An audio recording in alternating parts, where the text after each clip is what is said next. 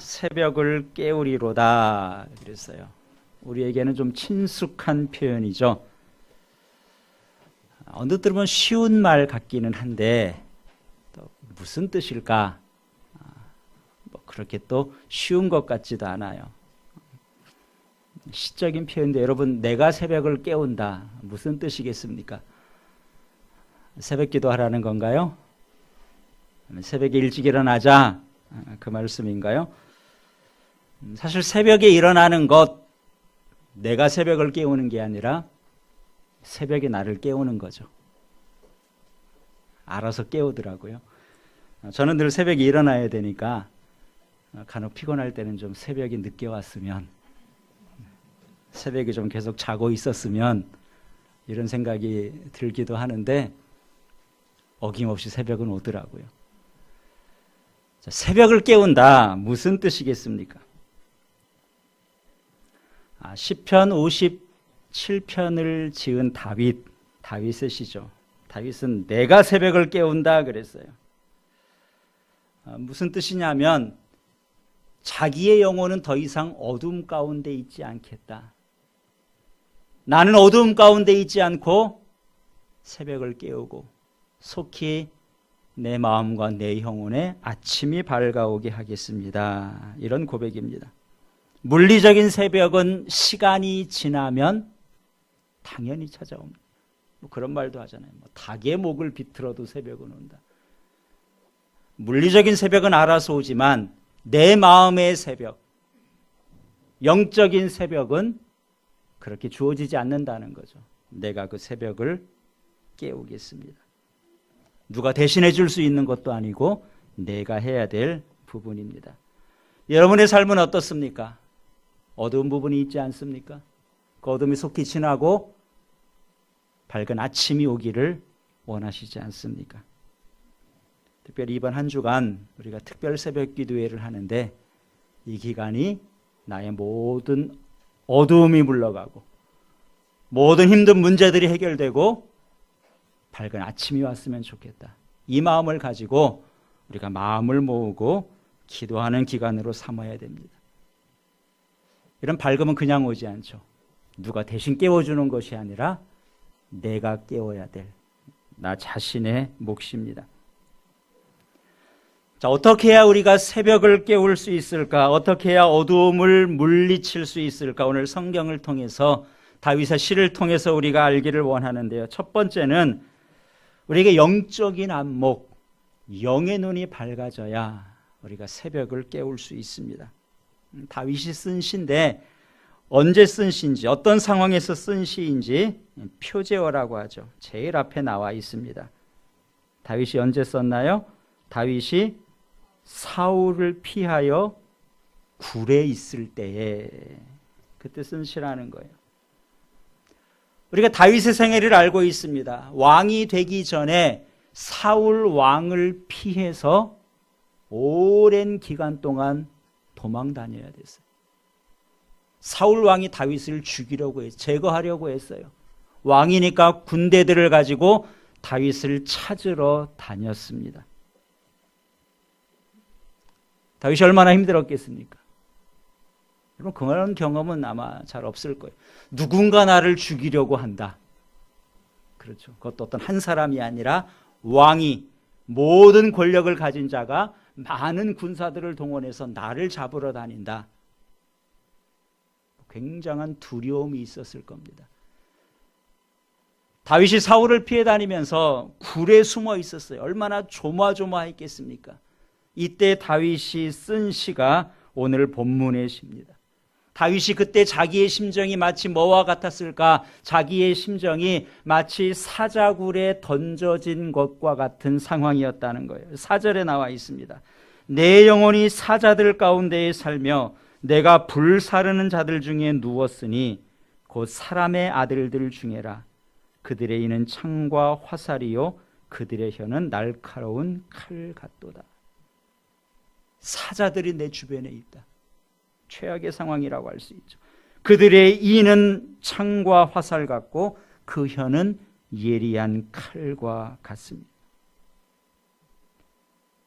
여러분, 사자의 공격처럼, 사자가 내 주변에 있는 것처럼 두려운 게 어디 있겠습니까? 그런데 생각해 보면은 차라리 사자가 난 것도 같아요.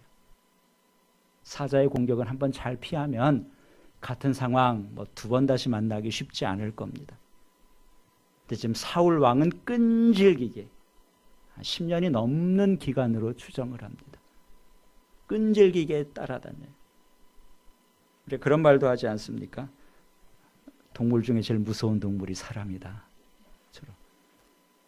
그러니까 다윗이 처한 상황은 그처럼 심각한 상황이었습니다. 그런데 이런 다윗에게 영적인 안목이 있었어요. 내가 내 육신을 보면 사자에 둘러싸인 것과 같은 상황이지만 그의 영혼은 그렇지 않았습니다. 1절에 뭐라고 고백하나요? 하나님이여 내게 은혜를 베푸소서, 내게 은혜를 베푸소서. 내 영혼이 죽게 피하되 주의 날개의 그늘 아래에서. 자신의 영혼은 사자에 둘러싸여 있는 것이 아니라 주의 날개의 그늘 아래에 있다. 이와 같은 고백을 하는 거죠. 여러분, 이것이 믿음입니다. 내 상황은 이처럼 심각해도 내 영혼은 하나님의 날개 아래에 있다. 이것이 믿음의 눈이고 영적인 통찰력이고 안목이에요.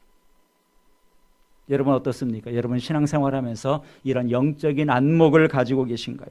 비록 내가 힘들고 어려운 상황에 놓여 있다 할지라도 나는 주님의 날개 아래에 있습니다. 내 영혼은 그 아래에서 평안함을 누립니다. 이런 고백을 하실 수 있나요? 사무엘상 25장에 보면은 나발과 아비가엘이 나옵니다. 나발은 미련한 사람이죠. 다윗이 좀 도와달라 그랬는데 재산이 많이 있는데도 한 칼에 거절하고 다윗을 조롱했어요. 다윗이 화가 나서 나발에게 달려갈 때 그의 아내 지혜로운 여인 아비가일이 먼저 와서 다윗을 맞죠. 아비가일이 다윗에게 한 말이 있습니다. 이렇게 말해요. 내 주 하나님 여호와와 함께 왕의 생명은 생명 싸개 속에 쌓여 있습니다.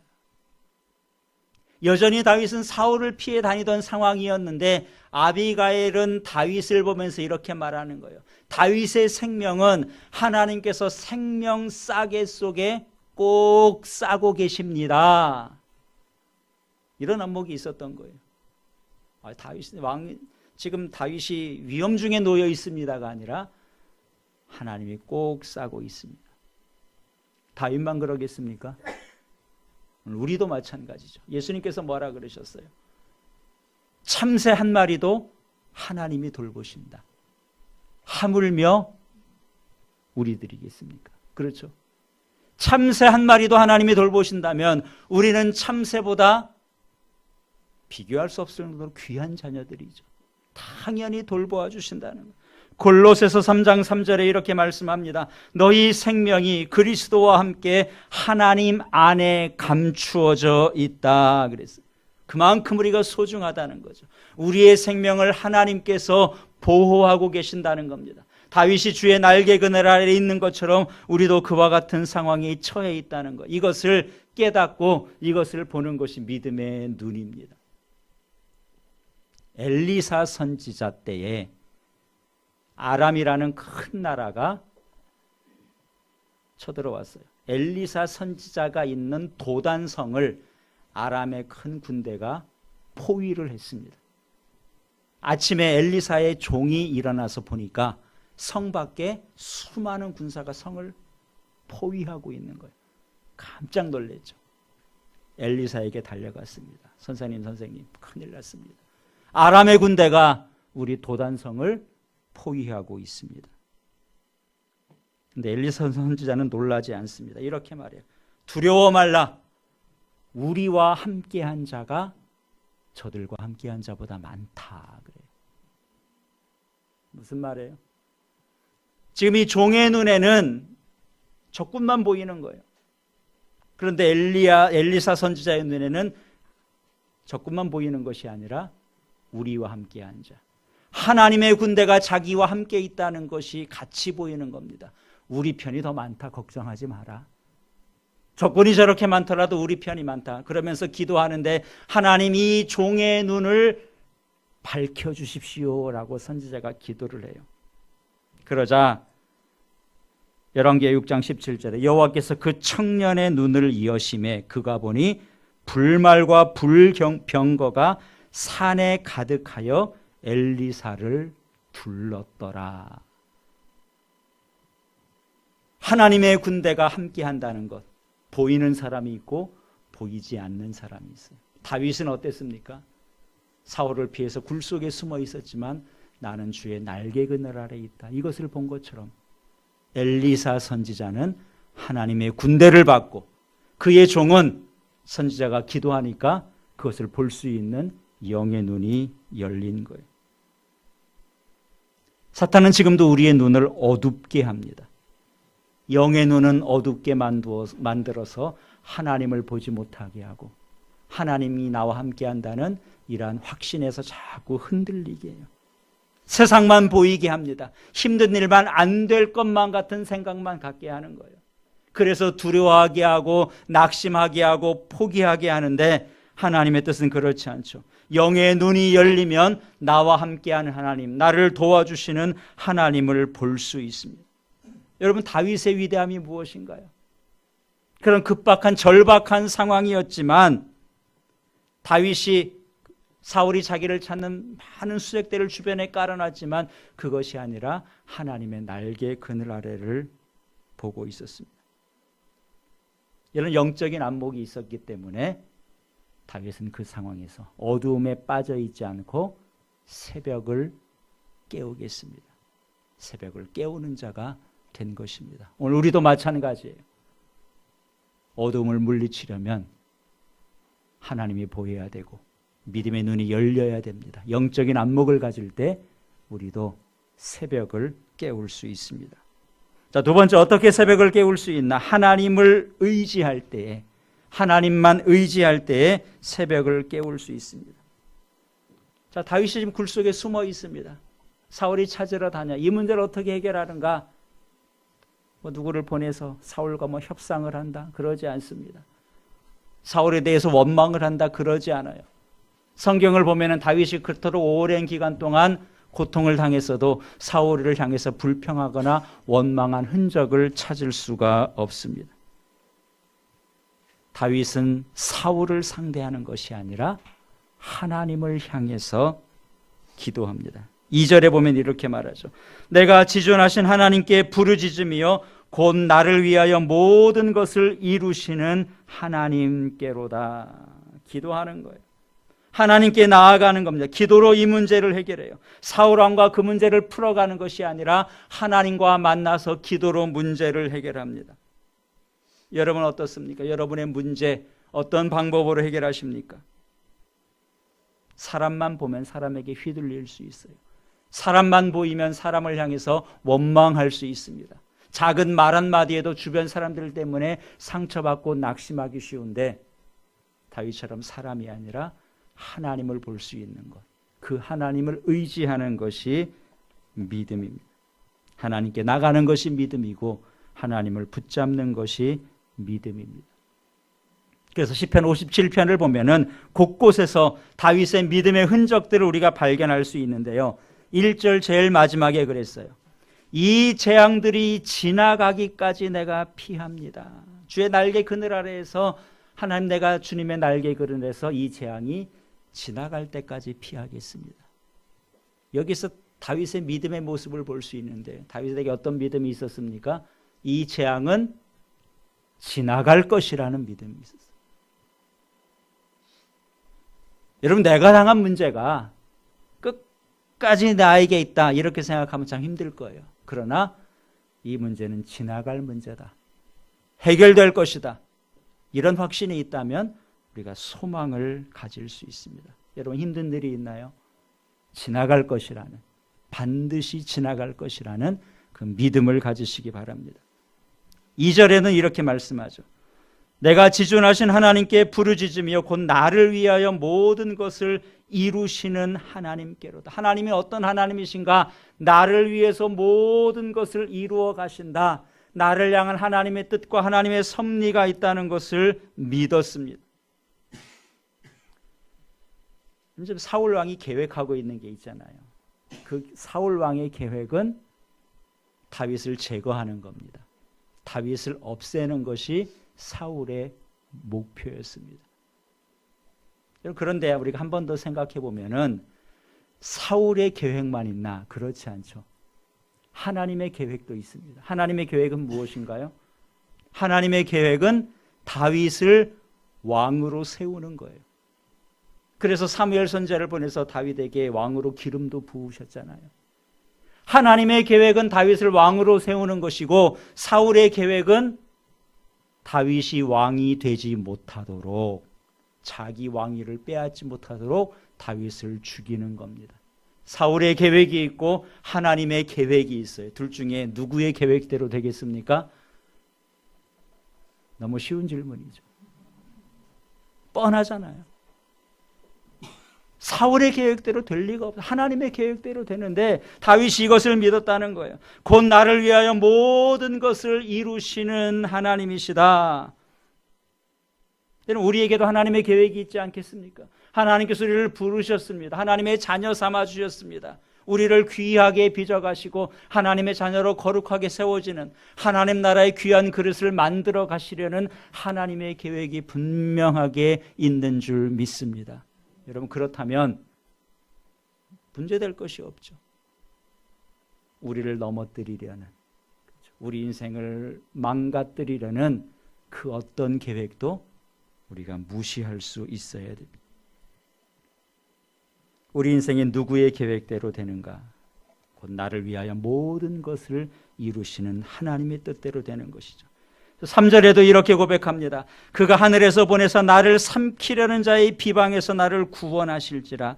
하나님이 그의 인자와 진리를 보내시리로다. 하나님의 계획을 이루기 위해서 나를 보호하시고 하나님의 인자와 진리로 지켜주신다는 확신이 있었기 때문에, 그 하나님을 의지하는 믿음이 있었기 때문에 다윗은 그 믿음으로 내가 새벽을 깨우겠습니다. 이 어둠은 반드시 지나갈 것입니다.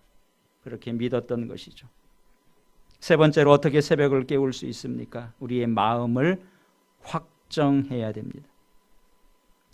여러분, 우리의 믿음이 늘 견고하게 서 있다면 참 좋을 것 같은데 꼭 그렇지 않습니다. 이처럼 예배하고 말씀을 듣고 그러면은 괜찮아요. 될 것 같아요. 할 수 있을 것 같아요. 그런데 또 금세 우리의 마음이 약해지고 흔들릴 때가 있습니다. 다윗도 그랬을 거예요. 자신이 있고 기쁜 마음이 있고 그러다가도 어느 한순간 또 사울을 생각하고 위협적인 상황을 만나면 그의 믿음이 흔들리기도 했을 겁니다. 지금은 내가 하나님만 바라보는 믿음이 있는데 어느 순간에 세상이 더 크게 보일 수 있어요. 지금은 내가 하나님의 선하신 뜻이 이루어질 것을 믿지만 어느 순간 우리의 미래에 대해서 불안해질 수 있습니다. 그러나 이런 상황에서 다윗은 뭐라고 고백하냐 하면, 하나님, 이제 내 마음은 확정했습니다. 더 이상 흔들리지 않겠다는 거예요. 그 고백을 7절에서 하고 있는데요. 여러분, 7절을 보시기 바랍니다. 7절 말씀 다시 한번 같이 읽습니다. 하나님이여, 내 마음이 확정되었고 내 마음이 확정되었사오니 내가 노래하고 내가 찬송하리이다. 하나님의 내 마음이 확정되고 확정되었음, 두 번 반복해요. 확실하다는 거죠. 내 마음이 더 이상 흔들리지 않겠다는 겁니다. 동굴에 피한 상황에서 하나님 목숨만 살려주십시오, 그것이 아니라 하나님의 날개 그늘에 나를 보호하고 계신다. 하나님의 계획대로 이루어질 것이다.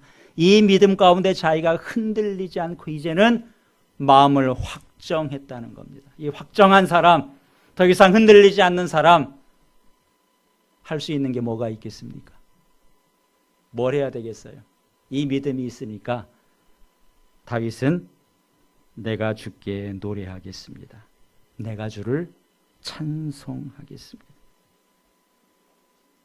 다윗이 그 동굴 속에서도 하나님을 향해서 찬송할 수 있었던 것은 하나님의 날개 그늘 아래 있다는 확신, 하나님이 자기를 보호하시고 끝까지 이루어 가신다는 확신, 이 마음이 흔들리지 않으니까 뭐 다 된 거죠. 그렇잖아요. 승리를 확신한 겁니다. 그래서 그의 입술을 통해서 그는 비록 동굴에 있었지만 내가 하나님을 찬송하겠습니다. 찬송의 가사에 있는 것처럼 주님을 찬송하면서 할렐루야. 어려움 가운데 있어도, 고난 가운데 있어도 이 믿음이 있는 사람은 할렐루야 찬송할 수 있는 거죠.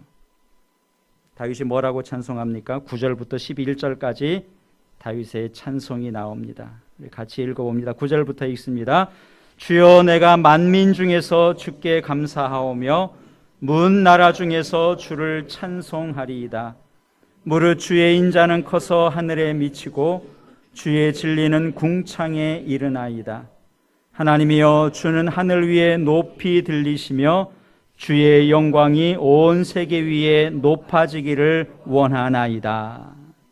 동굴에서 찬양하는 거예요. 어떻게 그 상황에서 찬송할 수 있을까?